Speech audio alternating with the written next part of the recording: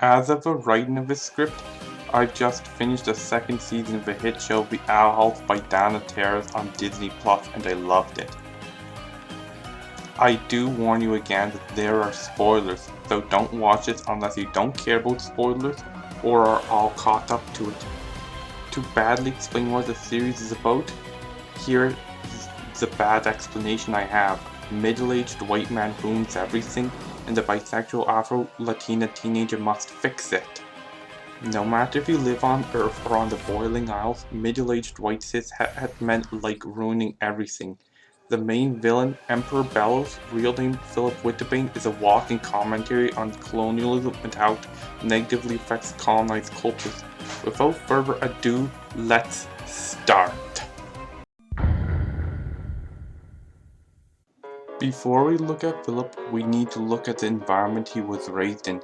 Like our plucky protagonist Luz Noseda, he is a human born in Connecticut who ends up in the Boiling Isles.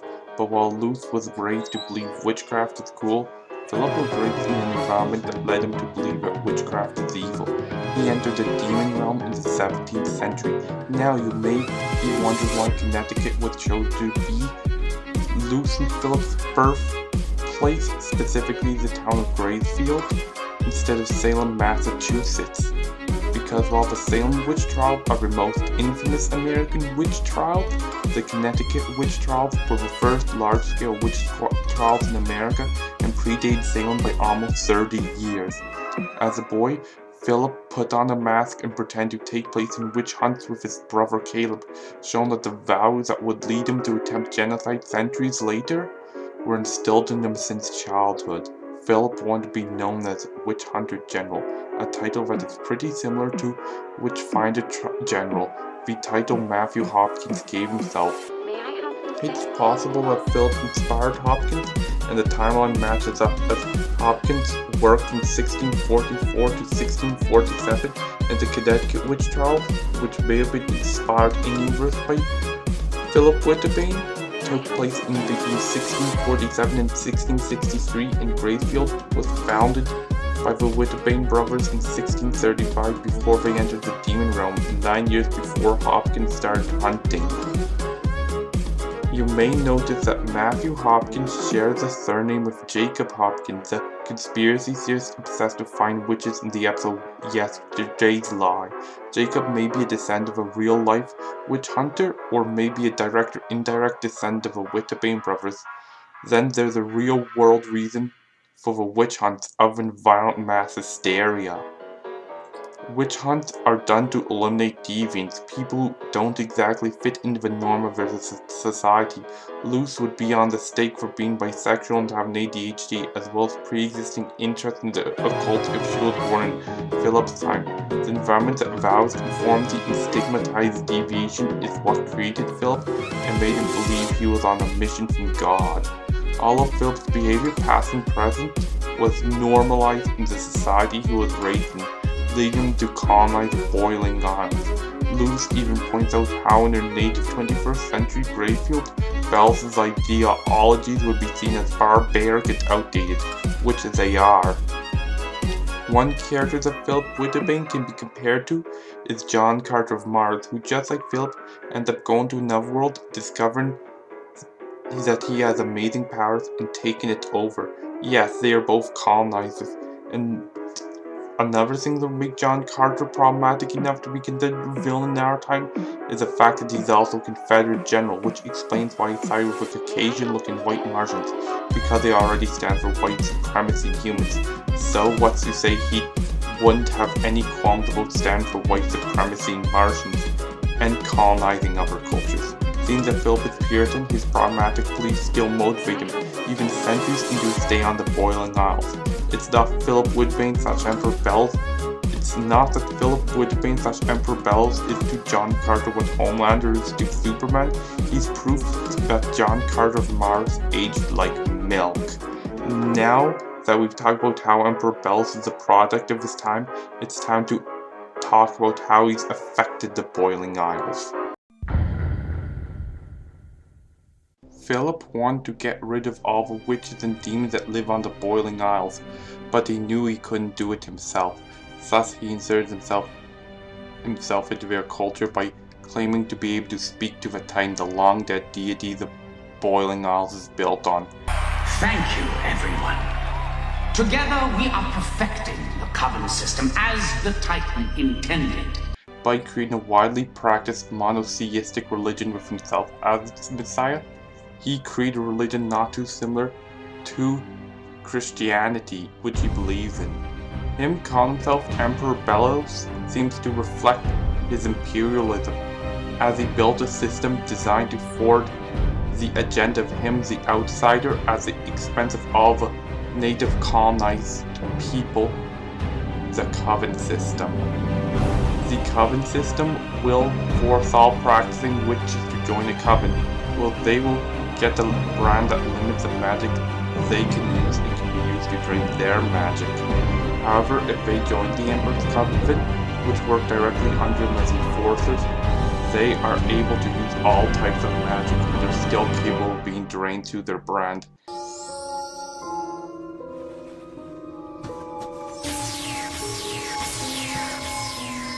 Welcome to your new Covens. Any witch that refuses to is declared a wild witch and made an outlaw.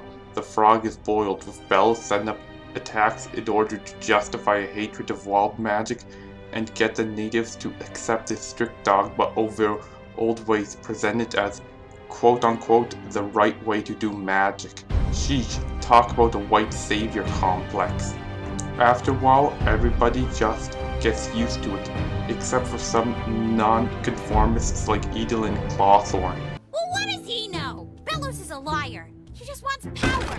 People begin suckering up to Belos, hoping that they'll be spared by the time the Day of Unity comes, consider it an honor to work on the Emperor's Coven and not speaking out against him. Luz, who grew under a democracy and not a dictatorship, finds it peculiar that nobody's speaking up against emperorbelos, but Ida mentions that everyone survives so long by dabbing to it and going alive until there's undeniable proof that Belos is evil. Belos has been emperor for 50 years. Everyone is used to this. No one's gonna risk change unless you have proof that he's up to something. One example would be Lila, Ida's sister.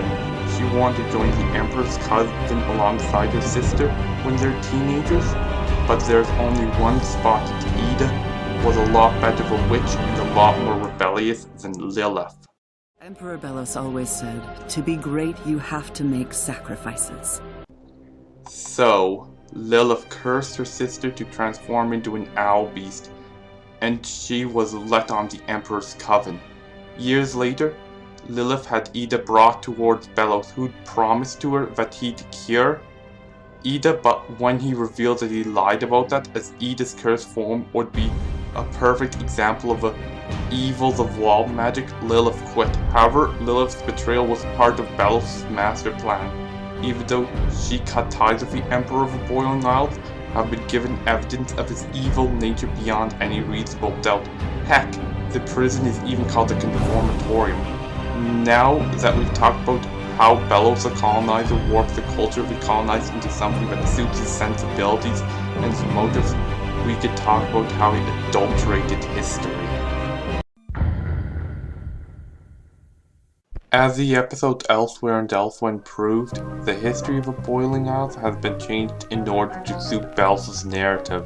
The time before he seized power of the Savage Ages didn't seem savage at all, as the people were friendly and civil, unless you were a serial killer, of course. As the demons Red Fang and Green Fang who were mugging Belos, by then called Philip, they were only doing it because he murdered their brother Blue Fang and at least one other. Give that back!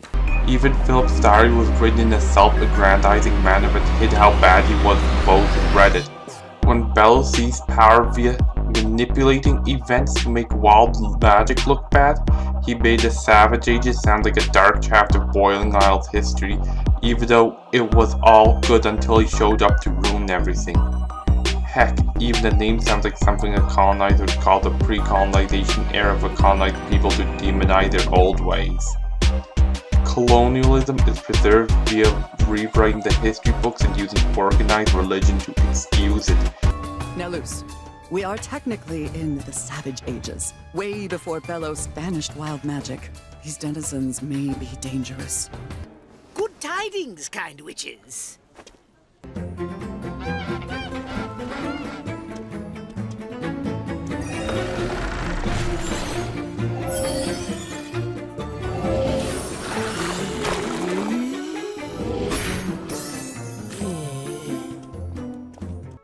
Excuse me, have you seen a human around ears? Super smart. Honestly, he's probably a celebrity around here.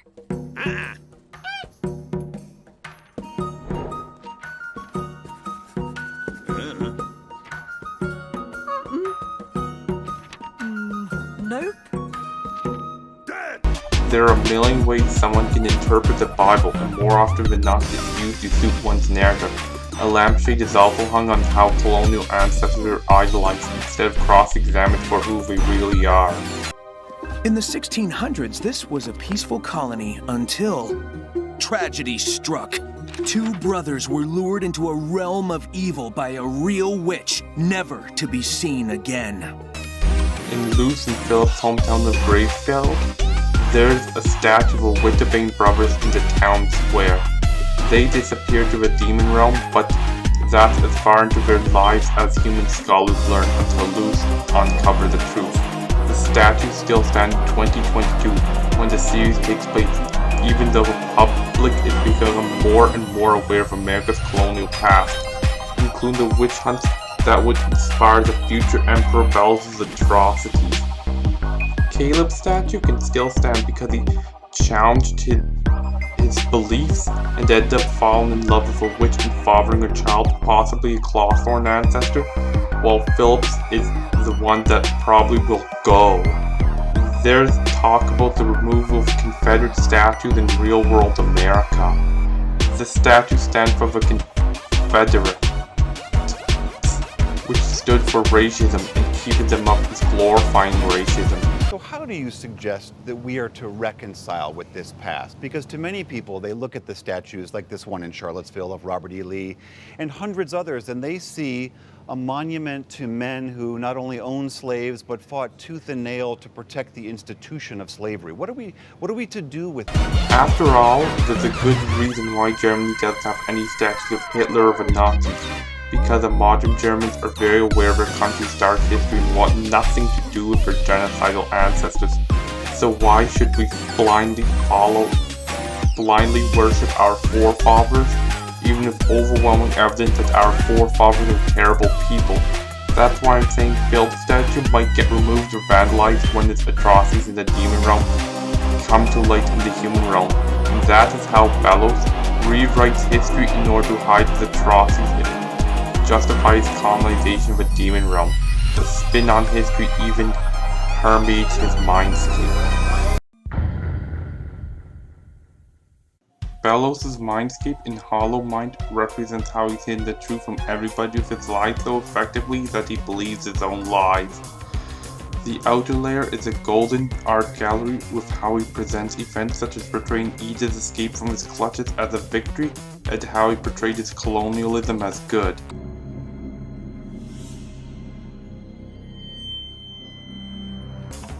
In hindsight, the events of Season 1's finale, Agony of a Witch/Young Blood Old Souls, while they seemed like a loss for Belos and a victory for Luz, a partial remedy for Ida's curse, Luz winning against Belos and destroying the portal and Lilith's defection, end up advancing Belos' plan more than they hindered.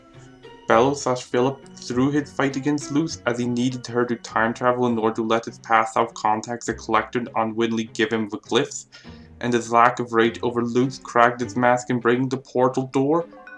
Ida escaping execution and Lilith's defection shows that his plans relied on all of that to happen. Okay. I'll play.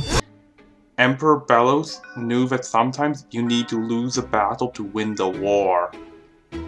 The true mindscape of Philip/Belos is a snowy dead forest, representing how he has prevented any growth from the bloodthirsty colonist society groomed him into.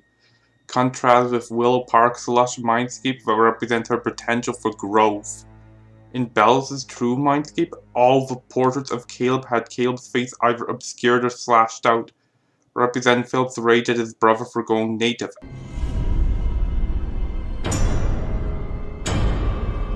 As it turns out, Philip killed his brother for falling in love with a witch, but he couldn't completely let go of him, creating Grimwalker after Grimwalker of him, killing each one when they started getting too cozy with the witches of a demon realm. Philip says that it hurts every time he has to kill and replace Caleb/Hunter in a conversation with a collector, who states that he just creates them for the catharsis of eventually destroying them. I'm starting to think you make those things just to destroy them. You have fun with it. Admit it! Of course I don't, Collector. It hurts every time he chooses to betray me. It's possible that Philip sees Luz as another Caleb, as they're both humans who entered Boiling Isles and found love with a local culture and a local girl. However, Philip's utter disdain for witches and their culture shines through brighter than any love he had for his brother, because as soon as Caleb or any other human, as Luz found out, stand up for the witches, he will kill them unless they prove that they could still be useful to him. And what about Hunter? What's a Grimwalker? He's a better version of an old friend. Philip's mindscape represents how he justifies to himself and others his atrocities, up to spilling human blood, even that of his own brother and his brother's clones as quote-unquote for the good of mankind, when his true self is a horrific result of his times when his cruelty was normalized, even encouraged. That leads us into how colonialism can be defeated.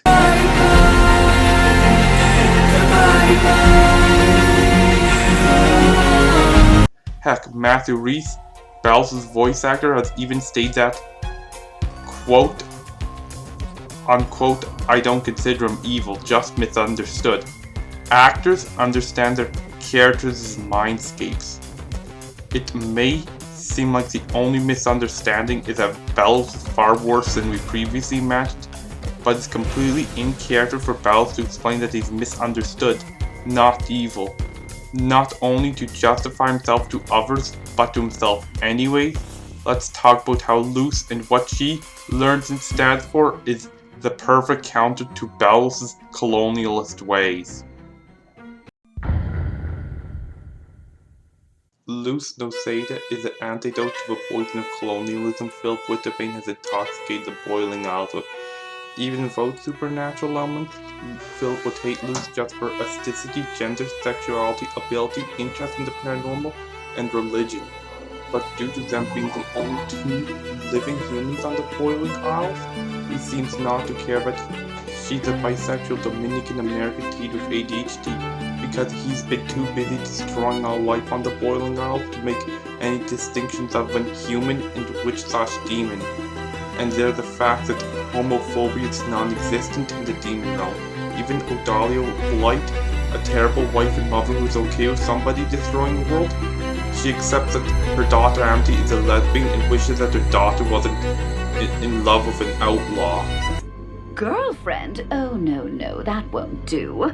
We'll find you a new girlfriend, someone who's not on wanted posters everywhere. While homophobia has existed in many cultures across the world, the European colonialists, such as Belos, have created a template for homophobia that has been adopted worldwide. At the Boiling Isles, being a safe space would definitely make a Christian fundamentalist even more incensed to destroy. Those barbarians, those witch. While a lot of real-world colonialists are dead, having colonized centuries ago, their legacy still stands neo-colonialism. To defeat Philip and Ali Stanford, Luz must unearth the truth. While Philip violently rejects which culture it imposes his own, Luz and Caleb both embrace and adopt it, with Luz's lover Amity Blight even taking an interest in her culture. Hola, Batata. Via time travel and entering her nemesis' mindscape, Luz unearths the truth, learns the real history. Now that the plausible deniability of Philip's malice is gone after the Day of Unity, when he tried to kill everybody, it's only a matter of time until he's rejected from the boiling isles. And on Earth, it's only a matter of time until the skeletons in the younger Wittebane brothers' closet come out. Although until Belos starts wreaking havoc, Luz and Co will not have that much proof of the word that one of Greyfield's ancestral heroes isn't so heroic and is still alive. And Philip... the confidence, the compliments. He says everything you want to hear. It feels uncomfortably familiar. Luz's use of glyphs also helps to revitalize the culture of the Boiling Isles, which has been assimilated and appropriated over the centuries by Belos, who stole the glyphs from her. Another thing is a symbolism of name. Emperorbelos' real name, philipwittebane, means warlike witchbane, which fits his profession as a witch hunter, and the name Luz Noseida means unyielding light, which fits as she shines a light on the real history of the Boiling Isles and its enigmatic leader's dark agenda, allowing him to be defeated. Yes, this has gone on longer than I'd have liked, but no one ever said being a witch hunter was easy. With Luz always wanting to learn more about the Boiling Isles and embrace it, similar to how Caleb Wittebane did centuries ago, she works as a perfect antithesis to Philip Wittebane, whose closed-mindedness makes him want to destroy the Boiling Isles. Ultimately, the difference between the two is a vow instilled in them since childhood.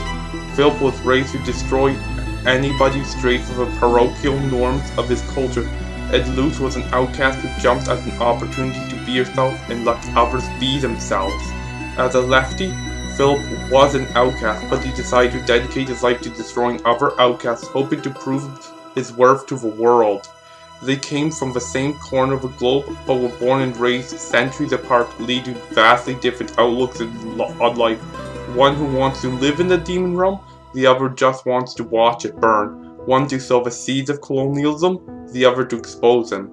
And that's why Luz is a perfect hero to counter Belos' evil. In conclusion, Emperorbelos is a scarily effective villain, not because of the fact that he used to be human, but because of how he represents the human evil of colonialism and how it's kept alive.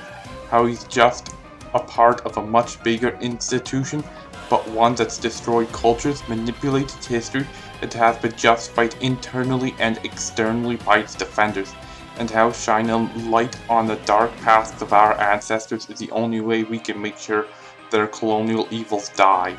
In Canada, where I am from, the bones of children have been found under residential schools, an insidious project by the government and churches to replace the cultures, religions, and languages of First Nations, Métis, and Inuit peoples with Western cultures, religions, and languages. And this shameful practice only ended in 1996, literally less than 30 years ago. An estimated 6,000 dead children were reported in the former grounds of these quote-unquote schools, and the wounds left on survivors and their families remain fresh. This is a damage people like Belos have done in the real world. To be honest, I like the villains who represent human evils more than inhuman evils, because while we don't have soul-sucking demons, malevolent AI, and zombie hordes in our world, we do have dogmatic colonizers, genocidal maniacs, and manipulative leaders. Belos is scary because he treats the witches of the Boiling Isles in the same way European colonists from the real world have treated humans of other races. It's not that he's a masked man with a garden of the fossilized remains of his foes capable of transforming into Lovecraftian horror, albeit both of those are scary. He's scary because of how he reflects the worst in humanity, past and present.